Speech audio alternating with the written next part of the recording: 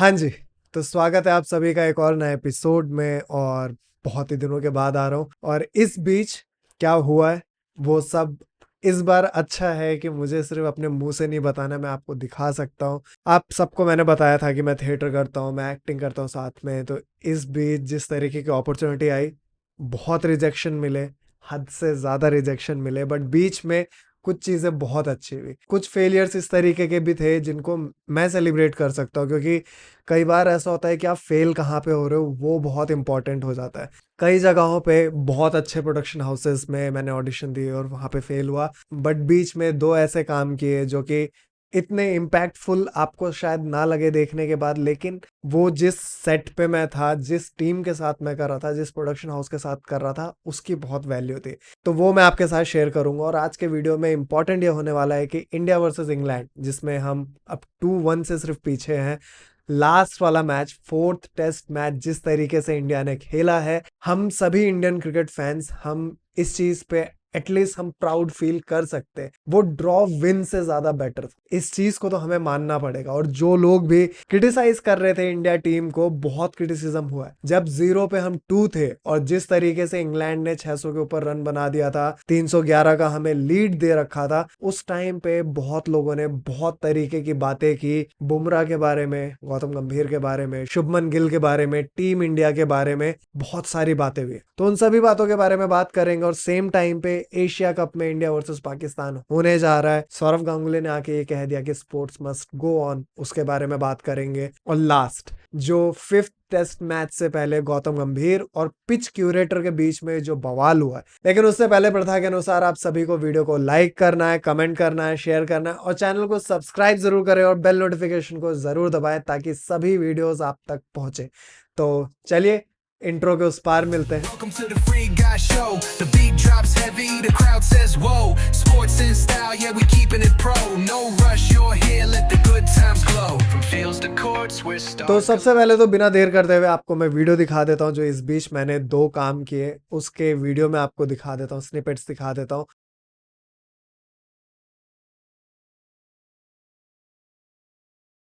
तो सबसे पहले इस चीज से शुरू करते हैं कि हमारी टीम खेल किस तरीके से रही और जिस तरीके का क्रिटिसिज्म हमारी टीम को मिल रहा है as a Indian cricket fan, क्या हम जेन्युइन फैंस की तरह रिएक्ट कर रहे हैं? क्या हम क्रिकेट को समझते हुए रिएक्ट कर रहे हैं? Shubman Gill first time captain, एक टेस्ट टीम को कैप्टन कर रहा है, इंडियन टेस्ट टीम को अवे कंडीशंस में। गौतम गंभीर एक नए कोच के साथ वो इस टीम को लीड कर रहा है और हम इतना भी चांस नहीं दे रहे, ये जानते हुए कि हम रोहित शर्मा के बिना खेलने जा रहे हैं, विराट कोहली के बिना खेलने जा रहे हैं, एक यंग टीम है, नई टीम है। और अब 4 टेस्ट मैच के बाद अगर हम देख रहे हैं, या फिर इस चीज को अगर मैं आपको याद दिलाऊं कि विमल जो हमारे रिपोर्टर हैं जो कि इंडिया टीम के साथ ट्रैवल करते हैं, उन्होंने ये चीज रिपोर्ट की थी कि विमल कुमार उनका नाम है, उनका यूट्यूब चैनल है, आप लोग जरूर जाके उनको फॉलो कर सकते हो, बहुत अच्छे यूट्यूबर है, बहुत अच्छे जर्नलिस्ट हैं। उन्होंने ये रिपोर्ट किया था कि जब इंडिया टीम इंग्लैंड में लैंड हुई तो उस तरीके का क्राउड, उस तरीके का फैन बेस इंडिया टीम को रिसीव करने नहीं आया था, जिस तरीके का फैन बेस रोहित शर्मा, विराट कोहली के होने पे आता है। बट 4 टेस्ट मैच हो जाने के बाद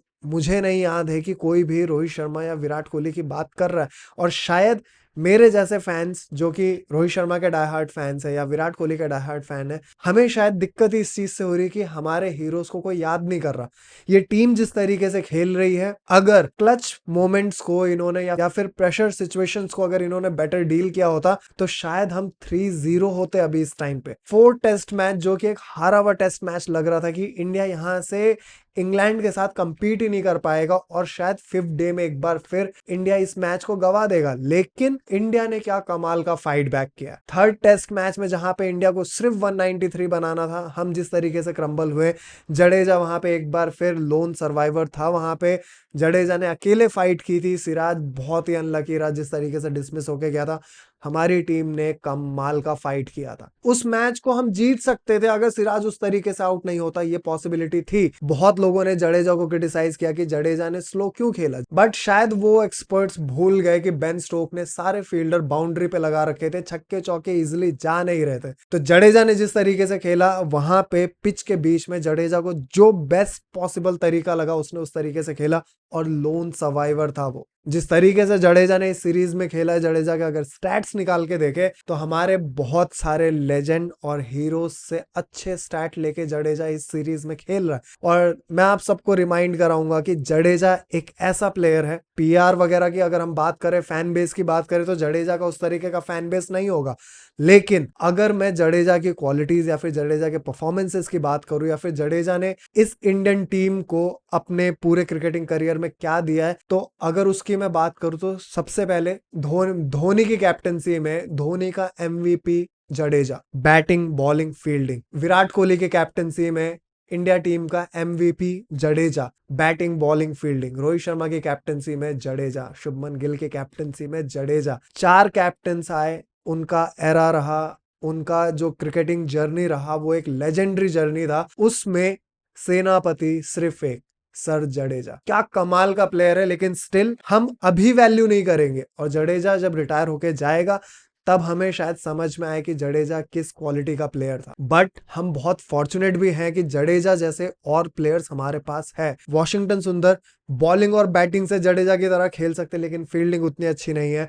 बट अक्षर पटेल बैटिंग बॉलिंग फील्डिंग, वो अभी इंडिया टीम में इसीलिए नहीं है क्योंकि जडेजा है। बट ये हमारे लिए एक ब्लेसिंग है कि इंडिया टीम में हर प्लेयर के पीछे एक अच्छा बेहतरीन टैलेंट है। और शुभमन गिल की मैं बात कर रहा था, जिस तरीके से शुभमन गिल की कैप्टनसी को स्क्रूटनी किया जा रहा है, सब भूल गए कि ये शुभमन गिल का पहला टूर है एज अ कैप्टन, वो भी अवे टूर है। और कैप्टन बनने से पहले ये सारी बातें हो रही थी कि शुभमन गिल का जो परफॉर्मेंस है वो सेना कंट्रीज में किस तरीके का है। और सिर्फ एक सीरीज में शुभमन गिल ने सबके रिकॉर्ड तोड़े, विराट कोहली, सुनील गावस्कर, सबके। और अभी इस टाइम पे शुभमन गिल ने कुछ 4 टेस्ट मैच में 700 के ऊपर रन बना दिए, 720 के अराउंड है कहीं पे। और शुभमन गिल अगर लास्ट टेस्ट मैच में 2 सेंचुरी मार जाते तो कमाल ही हो जाए। इस पूरी सीरीज में Shubman Gill as a captain कितने अच्छे रहे वो सीरीज के बाद हम उस पर बात करेंगे। बट एज अ बैटर इसमें कोई डाउट नहीं कि शुभमन गिल अपने क्रिकेटिंग करियर का ये बेस्ट पैच खेल रहे, बेस्ट पैच। कैप्टनसी के प्रेशर में उसका बेस्ट निकल के बाहर आया। और एज अ क्रिकेट फैन हम ये शायद भूल गए हैं कि हम जब अवे कंडीशंस में जाते हैं हमारे पास बहुत चैलेंजेस होते हैं। ट्रैवलिंग, अवे कंडीशंस में फैंस का प्रेशर, अवे कंडीशंस में एक्सपेक्टेशंस का प्रेशर, वहां के क्लाइमेट से एडजस्ट करना, वहां के खाने से एडजस्ट करना, टाइम से एडजस्ट करना, बहुत सारे चैलेंजेस होते हैं एक स्पोर्ट्स पर्सन के पास। बट उसमें जिस तरीके से ये इंडिया टीम खेल रही है, ऐसा नहीं है कि हम मतलब वन साइडेड हार रहे, एक ऐसा मैच हार रहे हैं जो कि एक बैलेंस पे टंगा होता है। और क्लच मोमेंट, प्रेशर सिचुएशंस में हम कुछ टैक्टिकल एरर्स की वजह से हार जाते हैं। ऐसा नहीं है कि हम बुरा परफॉर्म कर रहे हैं, हमारी पूरी टीम बहुत अच्छा परफॉर्म कर रही है। और ये एक क्लौता ऐसा टूर होगा जहां पे हमारी बॉलिंग में थोड़ी सी वीकनेस दिखी है। और जसप्रीत बुमराह को जिस तरीके से क्रिटिसाइज किया जा रहा है, एक्सपर्ट से लेके फैन से लेके, मतलब ये किस तरीके के फैंस और एक्सपर्ट हैं कि उनको ये नहीं दिख रहा कि 2024 से एक्टिव बॉलर्स की अगर बात की जाए, टेस्ट मैच में बुमराह ने 516 के करीब ओवर डाले। उसके बाद जो सेकंड बॉलर है वो मोहम्मद सिराज है 498 ओवर्स के साथ। और हम जसप्रीत बुमराह के वर्कलोड का मजाक उड़ा रहे हैं कि सिर्फ 3 टेस्ट मैच खेलेंगे। और मैं तो लास्ट टेस्ट मैच के बाद ये भी देखा था कि किसी ने तो ये भी मजाक उड़ाया था, मेरे पास सिर्फ क्लिप आई थी, मैंने रील में देखा था कि जसप्रीत बुमराह सीढ़ी चढ़ते हुए उनके पैर में मोच आ गई, तो उस तक का मजाक उड़ा दिया। अगर मैं इस चीज की बात करूं कि हम जो कि घर पे बैठ के बात कर रहे हैं, हम कई बार आलस में पानी पीने नहीं उठते, हम खुद की फिजिक तक को नहीं देखते, हम दिन में कई बार ऐसा होता है कि हम ट्रेनिंग करने नहीं जाते। और वो एथलीट जो कि इंडिया को रिप्रेजेंट कर रहे 1.5 बिलियन की पॉपुलेशन में, और जो कि एक गोट है, जसप्रीत बुमराह को रिटायरमेंट का भी वेट करने की जरूरत नहीं। जसप्रीत बुमराह आज के आज रिटायर हो जाए, जसप्रीत बुमराह एक गोट है। और हम ब्लेस्ड होने के बाद भी पूरी दुनिया को उसकी वैल्यू पता है, लेकिन क्योंकि वो एक इंडियन है, वो इंडियन क्रिकेट टीम का पार्ट है, हम मजाले वैल्यू कर दे। हमें सिर्फ मौका चाहिए और हम किसी को भी नीचा दिखा सकते, और ये हमने करके दिखाया है। जसप्रीत बुमराह को अगर सीढ़ी चढ़ते हुए पैर में मोच आई है, हमने उस चीज का मजाक उड़ा दिया है। बहुत बार ऐसा होता है कि बहुत बार अब तो कॉमेडी शोज में जिस तरीके से स्टैंड अप में बात होती है एज को लेके कि 30 अबव होते ही कई बार ऐसा होता है कि आप सोते ठीक है लेकिन जब सुबह उठते हैं तो कंधे, घुटने, कमर कहीं पे भी दर्द होता है। और वो लोग मजाक उड़ा रहे एक बंदे के सीढ़ी चढ़ते हुए, अगर एक इंसिडेंट हो गया, एक एक्सीडेंट हो गया जो कि किसी के साथ भी हो सकता है, किसी को भी चोट लग सकती, कहीं पे भी लग सकती है। हमने कई बार सुना है कि बाथरूम में फिसल के किसी को इंजरी हो गई, कई लोग तो दुनिया से चले जाते हैं और हम इन चीजों का भी मजाक उड़ा रहे हैं।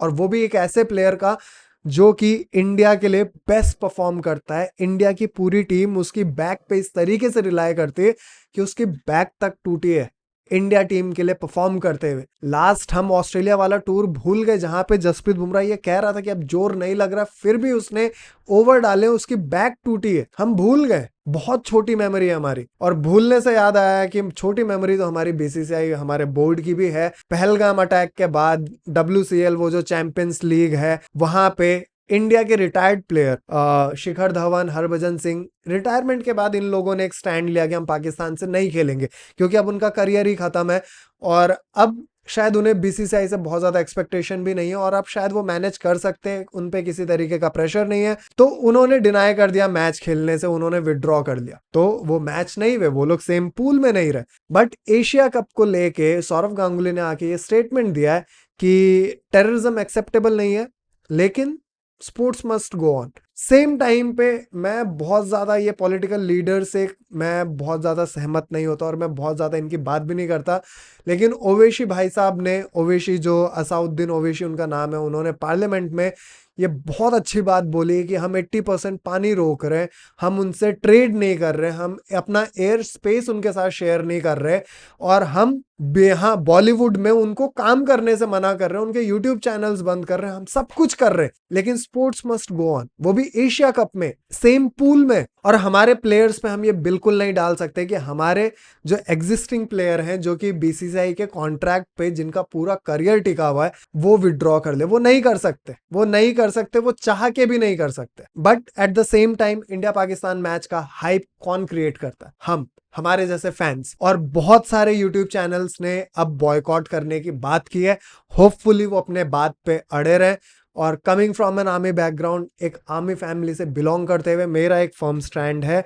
मैं वीडियो, ऑब्वियसली मेरे वीडियोस में गैप हो जाते कई सारे रीजंस की वजह से, लेकिन गैप हो ना हो, इंडिया पाकिस्तान का मैच मैं पहलगाम के बाद कभी भी कवर करने नहीं वाला, वो चाहे वर्ल्ड कप फाइनल क्यों ना हो। और जिस किसी तक भी ये वीडियो पहुंचता है, मेरी एक ही रिक्वेस्ट है कि ये हाइप हमारे वजह से है, ये जितने राइट्स बिकते हैं वो यही सोच के बिकते हैं कि हम देखेंगे और अगर हम ही बॉयकॉट करने लग जाए तो हमारी बात ये इन्हें सुनना ही पड़ेगा। जब देखने वाले ही नहीं होंगे, स्टेडियम ही खाली रह जाएंगे, तो इन्हें झक मार के सुनना पड़ेगा। हर चीज एंड ऑफ द डे पैसे पे आती, हर चीज end of the day revenue पे आती। अगर इन्हें वो रेवेन्यू मिलेगा नहीं जितना ये उसमें लगा रहे, वो लागत ही नहीं निकलेगी, तो फिर ये कहीं के भी नहीं है, फिर वो मैच वैसे भी नहीं होना। और पाकिस्तान के साथ मैच कराना ये इनके लिए कितना बड़ा प्रेशर है ये तो समझ में ही नहीं आता, क्योंकि जो कंट्री ही भीख मांग रही है वो हमारी कंट्री को क्या ही मदद कर देगी, किस तरीके का फाइनेंशियल बेनिफिट हमको देगी, नहीं समझ में आ रहा, मेरे समझ में तो नहीं आ रहा। लॉजिकली भी देखने जाओ तो भी इंडिया पाकिस्तान के मैच में कुछ नहीं दिखता। और पेट्रियोटिज्म सिर्फ किसी अटैक के बाद या फिर सिर्फ आर्मी वालों के अंदर हो या फिर सिर्फ हम फैंस के अंदर हो, ये अब एक्सेप्टेबल नहीं है। हमारा बोर्ड, हमारे पॉलिटिशियन, हमारे क्रिकेटर्स, हमारे बिजनेसमैन, हर किसी के अंदर पेट्रियोटिज्म अब होना ही चाहिए। ये अनएक्सेप्टेबल है कि कोई भी मुंह उठा के किसी के साथ भी काम कर ले, कोई भी मुंह उठा के किसी के साथ भी खेल ले और उसके बाद कुछ भी कह दे, show must go on, sports must go on.